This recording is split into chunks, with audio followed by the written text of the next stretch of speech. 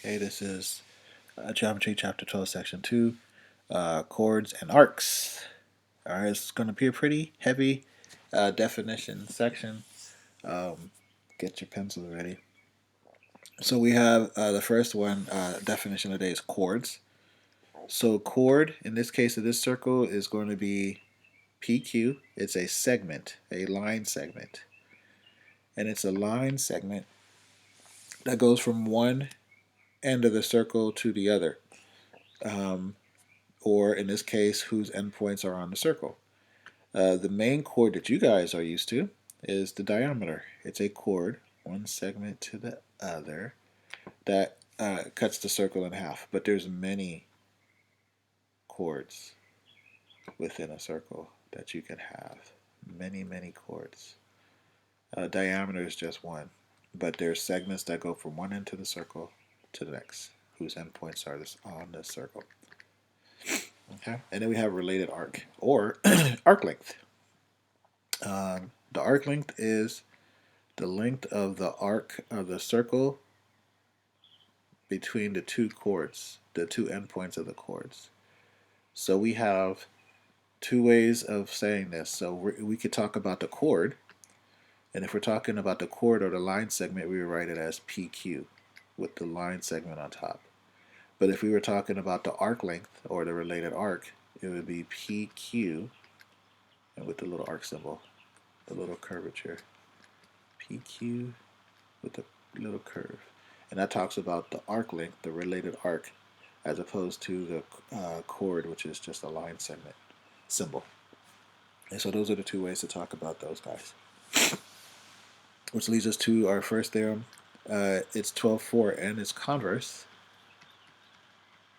12/4 in friends and its converse, and it says that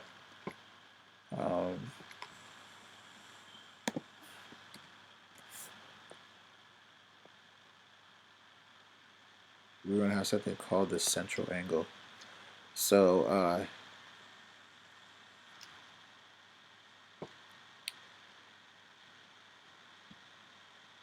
they put it in one circle, but you can have this in two circles, but or many circles. So it doesn't just have to be one circle. So we have something called the central angle.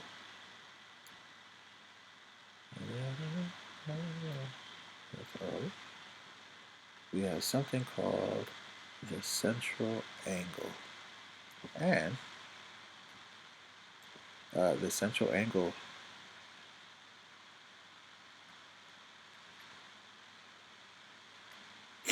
is the angle that hits the vertex at the radius of a circle.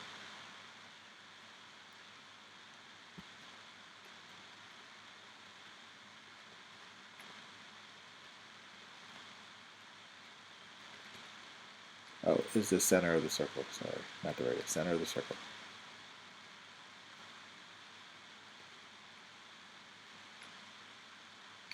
Okay.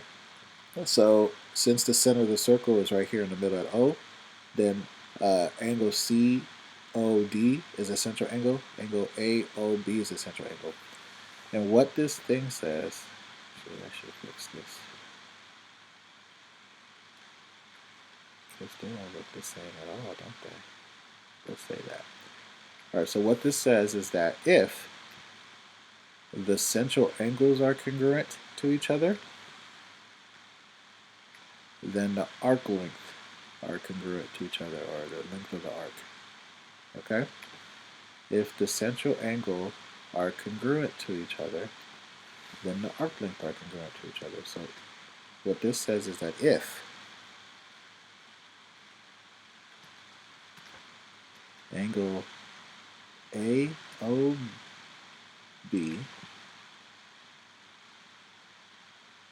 is congruent to angle COD,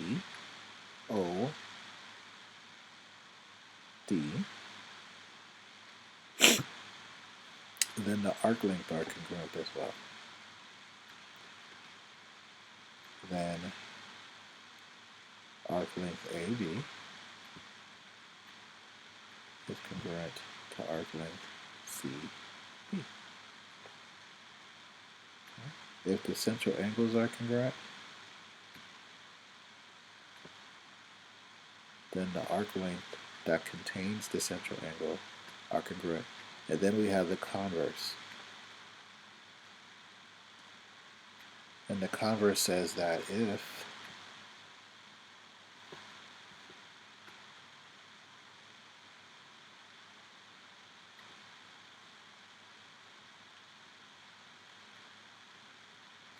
the arc lengths are congruent,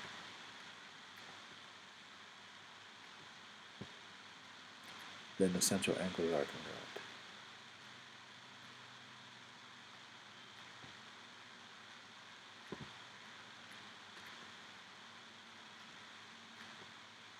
Then the central angles are congruent. Angle COD.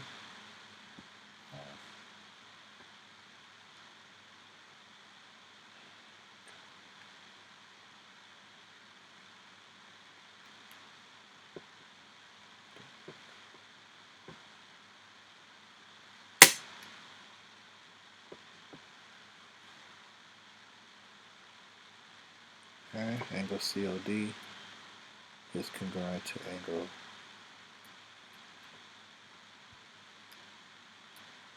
AOC.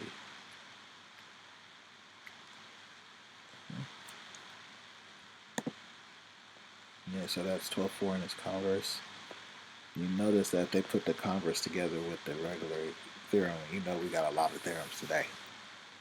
All right. And then speaking of which, tons and tons and tons and more theorems. Look at that. All right, 12.5 in its converse. So 12.5 says this. It's very similar to 12.4, but it's talking about the chords as opposed to the arc length. All right, so circle.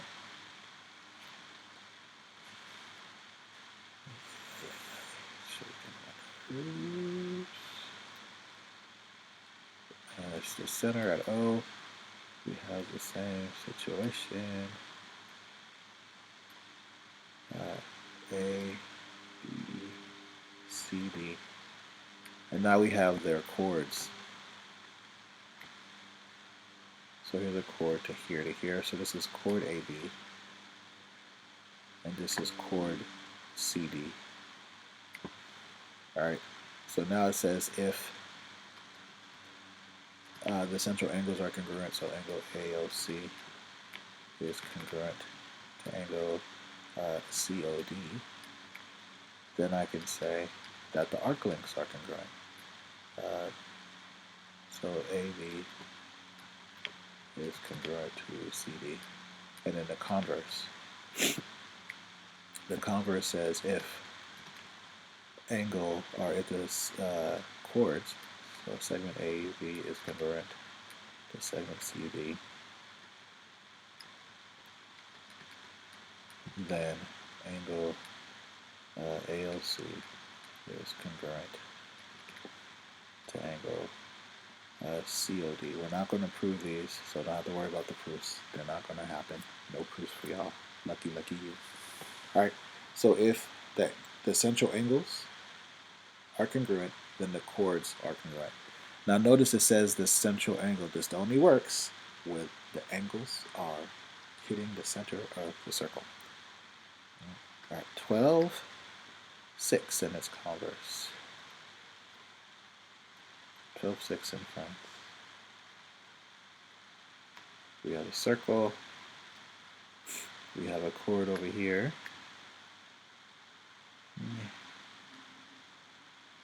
At A and B.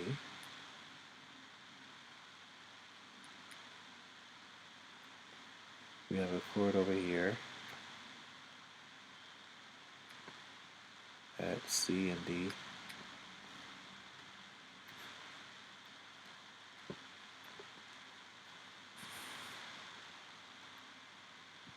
And this says if the chords are, if the segments are congruent, the chords. So if AB is congruent to CD, then the arc length are congruent. Then AB arc length is congruent to CD arc length. And then the converse says the opposite. If the arc lengths are congruent,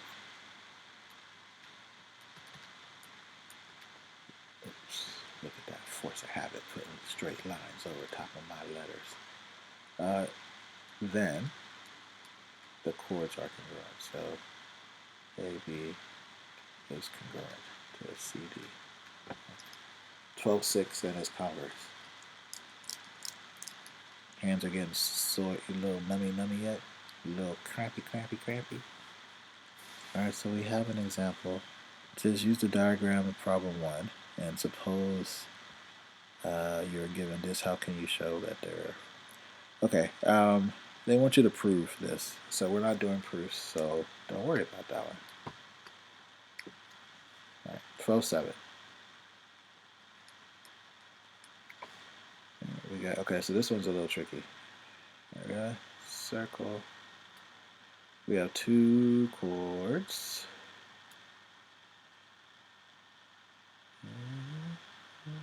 Not to scale, of course. We have AB. We have CD. We have the middle at O. And then we have this guy, the distance from the center of the circle out. The distance from the center of the circle out. It's going to be perpendicular. And we're going to make them congruent to each other. So these guys are the same distance. Alright, and they hit at E here, and it hits at F over here. Okay, and what this theorem says, and its converse, says within a circle or in a congruent circle, chords equidistant from the center, with chords equidistant from the center or centers of the centers are congruent. Okay. Now it says within a circle or congruent circles, meaning this we can have more than one circle with this scenario, and they'll be congruent. So what it's saying is that if the distance from the center, which is O to E, is congruent to O to F, then the chords are the same. So if OE is congruent to OF, then AB is congruent to CD. Alright? If it's the same distance from the center, then the chords are the same. And then the converse, if the chords are congruent,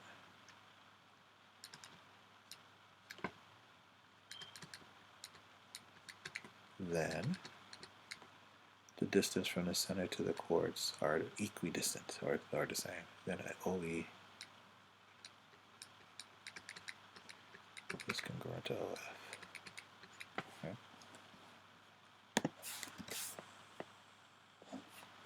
Here's the proof of that, and it deals with it being the altitude of triangles where the radii are the same. We have isosceles triangles, and we do angle on the side, and get triangles, etc.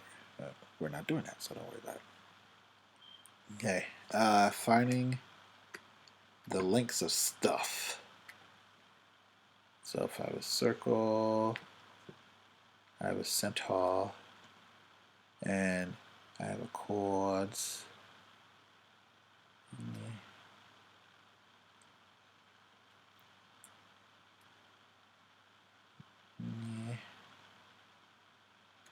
And I know that they're perpendicular. If they're perpendicular, then they're equally distant from each other. This only works because they're basically altitudes.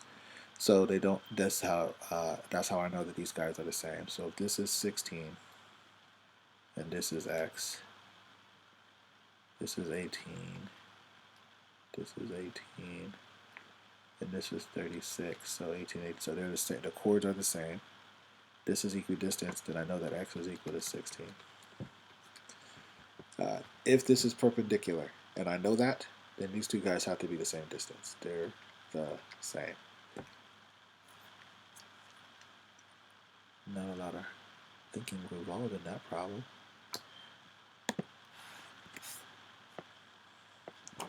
You thought you were done writing down definitions, didn't you?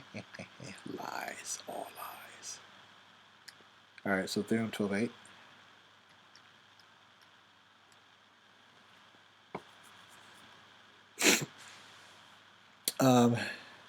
deals with perpendicular intersections. So here's how this works.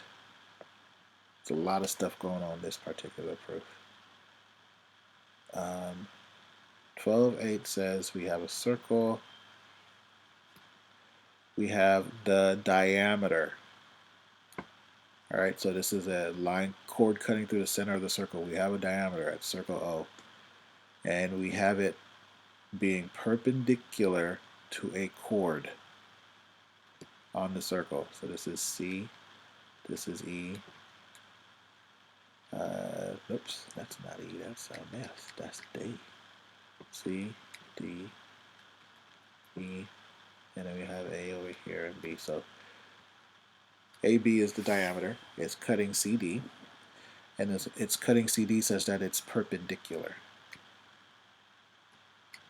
And what this theorem says is that if AB is perpendicular to CD, and it's important to say that it's diameter. So if diameter AB, this only works with the diameter, is perpendicular to CD, then I can say two things. I can say two things. Thing number one, that these guys over here are congruent.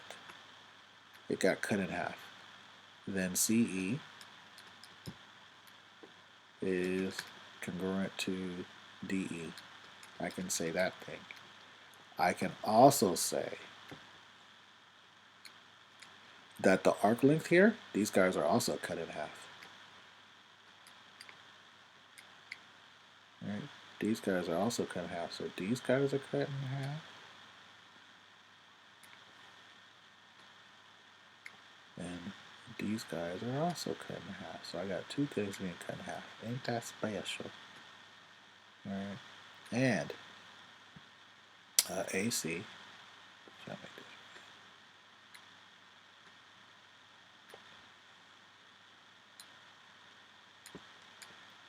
Arc length AC is congruent to arc length AD. All right, so two things are going on. If the diameter is perpendicular to a chord, then the chord is cut in half and the arc length is cut in half. If a circle, in a circle, if a diameter is perpendicular to the chord, then it bisects the chord and its arc. And then 12.19 or 12.9.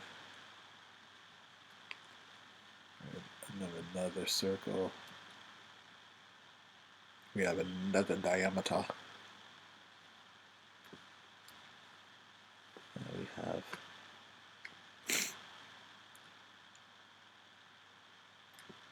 another chord. That's not the diameter. And they're congruent to each other.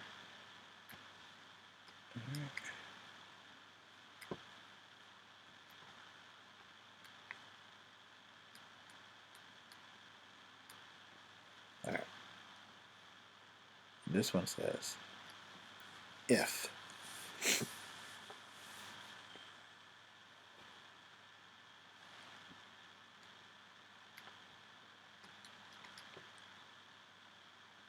and this is the converse of 12.8.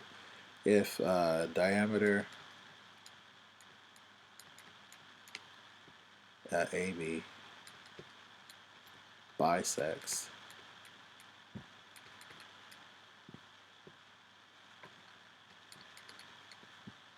chord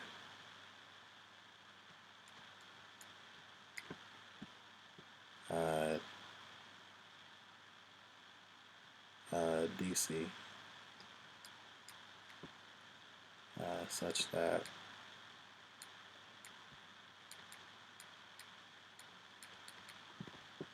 CE is congruent to DE, then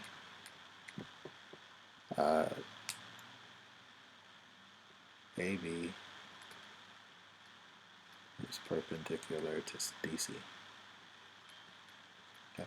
The diameter AB bisects chord DC such that CE is congruent to DE, then AB is perpendicular. The diameter bisects a chord that is not the diameter, then the perpendicular to the chord.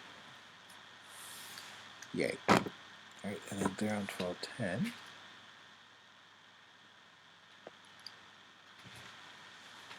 says, I guess I can keep that. Yay, that's nice to know. I can keep that picture, I can keep that picture. Just try a little boxy this time. Okay. 1210 says that if AB is perpendicular to DC, then I can say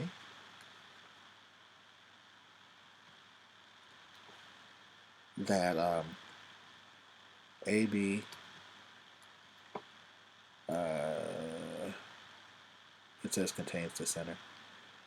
AB contains the center of circle.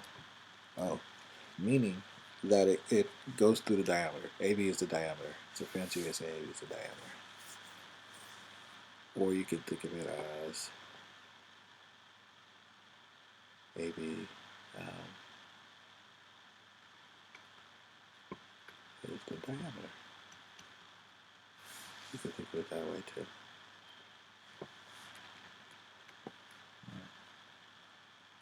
The circle is a perpendicular bisector chord contains the center of the circle. We're not proving any of this stuff. Example 4. How do I know? Doesn't matter. Okay, so here's the problem here in the example. We have a circle, and its center is K. It goes out this way, and we have this guy. Let me redo that. We have this chord LM. It's not the diameter. We have this guy here at K. And then we have the distance R, and then we have this at 3. And the chord itself is 14. So this is 3. This is R.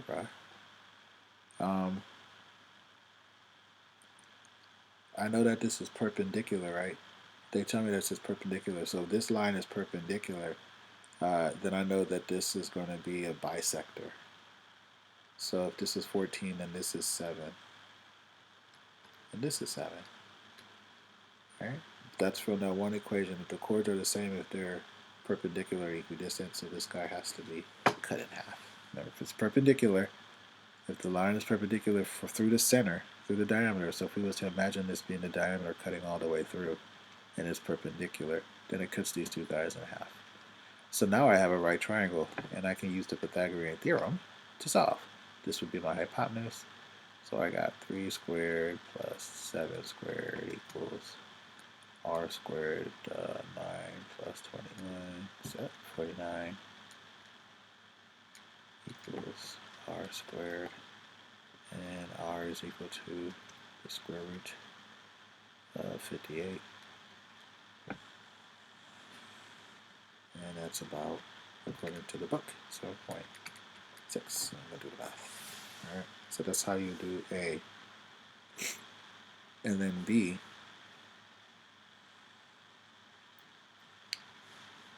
we have another of the many circles I'm going to draw this chapter. And badly drawn, of course. Keep that in mind. We have a diameter this way, or radius rather, to 15. That is 15 at E. So this is 15. We have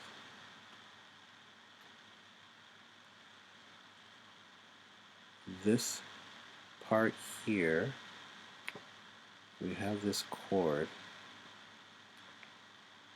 here, and it just goes to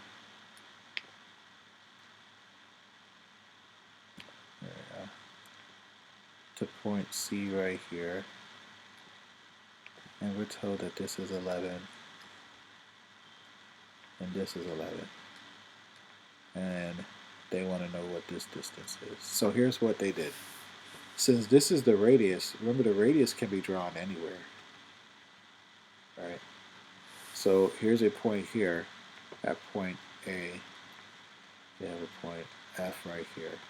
So I know that this is a perpendicular situation because these two guys are the same. So this guy is getting cut in half. So what I can do is, knowing that this is perpendicular, I can draw an auxiliary line. Remember, auxiliary line is just a line that I draw in math. And this is the radius. Since I know that the radius is 15, all of these are the radius, these radii. Then this is 15. So I have the hypotenuse at 15, I have one of the legs at 11, I can find y using the Pythagorean theorem. So y squared plus 11 squared equals 15 squared. Y squared equals 1.1. That's not 225. Equals 225. Subtract 121 from both sides. We get y squared equals 104 square root. And then we get y equal to the buck at 10.2. Okay.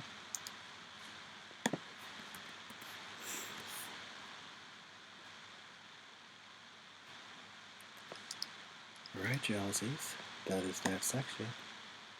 Hope you have a great rest of your day.